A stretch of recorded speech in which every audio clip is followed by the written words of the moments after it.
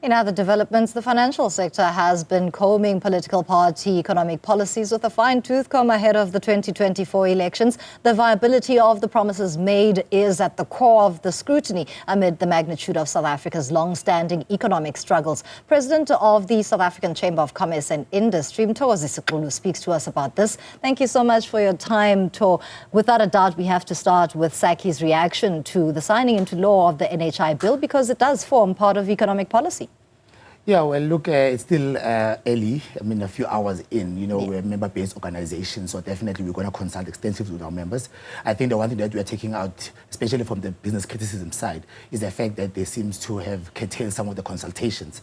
So, which becomes a problem, obviously. Eventually you can't have a perfect peace, but we accept that it's law now. But I think a lot of engagements must still take place because business is driven by confidence, and you don't want the sense that government is entering a stage of curtailing consultation, especially on major bills such as these. So members will react more comprehensively, but I think what we take out of this is that we must take the whole country together, especially because business plays a very big part of healthcare in South Africa. So business is a direct constituency. Beyond the political criticism, I think we're more worried about maintaining business confidence to make sure that we sustain the future of healthcare in this country. Now let's talk economic policy within the frameworks of what we've seen in political party manifestos on the eve of the May 29 vote.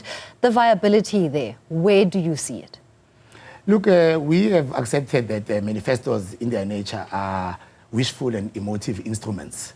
So we don't really reach too much into the promises. They remain promises. Others call them commitments. Others call them pledges.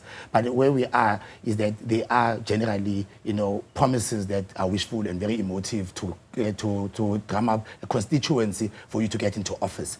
Obviously, in South Africa, we have a big limitation in terms of introspection of some of these promises. So we don't get a lot of chances to actually engage with them because political parties present their own manifestos to their own members, so there's no proper reaction to it. So we take them as emotive, instruments, and we prefer to really engage with the elected government. So we will look at the viability and the feasibility of some of them, especially when they come out of the results. But as they are now, they are naturally, a campaigning tool which you don't read much to. The emotive part makes sense when a politician or political party is speaking to a constituency, but the economic dynamics of it and how it is going to be implemented become important when one gets into office. Would you say that's where maybe South Africa has failed and may continue to fail in that we do not have an engaged document that says this should be the framework of what a viable economic policy should be to address the domestic challenges? Yeah, look, the gaps that we've been facing in South Africa largely is regarding a simple skill of project management. Everybody goes into office with certain priorities, but 5 years in, you can ask anybody who's been elected, how do you measure? How are you held accountable throughout the 5 years? What milestones are you targeting, and what happens if you don't achieve them? So all these promises, and whoever's going to be elected needs to make sure that if they are to be trusted by business, they must build institutional stability and accountability and be able to implement a simple thing of project management. Be cautious and be trustworthy with the resources and the timeframes. And I think if you can have that stability and accountability of institutions, it becomes easier to implement policy, and you can mobilize stakeholders because at least we're all moving in the same direction and there are no surprises in between elections. Let's try to get to maybe a bit of specifics around what would define a viable economic policy for South Africa, given that the economic struggles that the day-to-day South African faces are historic in their nature.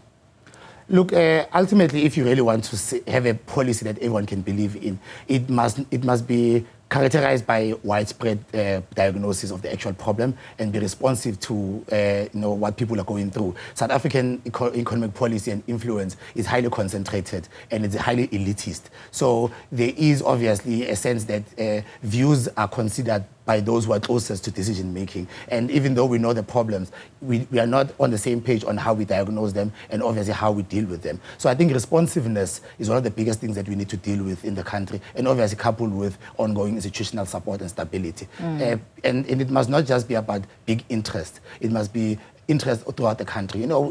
Every week we talk about crises, but every week is a new crisis, and no one really follows through on what we did with that, because we lack institutional stability and accountability on those who are responsible. Similarly with economic policy. So I think responsiveness and continuous engagement is what will define a successful economic policy.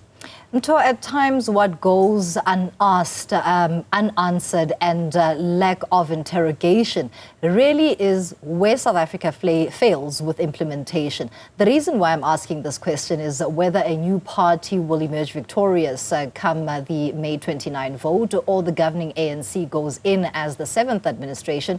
We must talk about what is inherited as the current economics of the day. Yeah, look, the problem is that we maybe also lack a united position of nationhood. So everybody who's elected almost wants to drum up their own ego and want to do things their own way. So we insist on changing things that don't have to be changed. There's a deep-seated mistrust, especially if people have to work together. You've seen the collapse of coalitions. People who are stubbornly committed to ideologies, which trump sometimes the interest of citizens. So our failures are around those issues of personalities, and egos being elevated over what should work, and putting citizens first. So I think anybody who comes in must not change things for the sake of changing them. Let's look at what works, and obviously make sure that we leverage the value of stakeholders, especially at a time when we have limited resources. Business has a lot of resources to support society. Civil society has come out really supporting real causes. So if you lead South Africa in this day and age, you must understand that it's not just about your ideas, it's about how do you rally society around a common view. And I guess we must also have some sort of a economic nationhood, and which I think we still lack, because everybody is running different economies in the same country. SACI is known for its business confidence index. It's a crucial time to ask where the sentiment lies. Look, over the past year, the sentiments of the South African Chamber of Commerce business confidence has always been neutral and negative. A lot of the main things that were supposed to happen over the past administration, honestly, have not followed through. I think we're seeing some good things happening around energy now, which we hope we've turned a corner. But, for a very long time, and that took 2 years in implementation, for a very long time, real problems have persisted, and we are none the wiser. Look at the collapse of municipalities. We are worse off now than we were when we started 5 years ago. And there's a number of other issues that we didn't get to them on time. So our membership maintains a neutral to negative outlook, but obviously, it will all come in implementation and action, and it will give us another year. I think hopefully we can turn the corner, but the work has to be done. The country can't afford to be, to just be discussing and not getting to the results.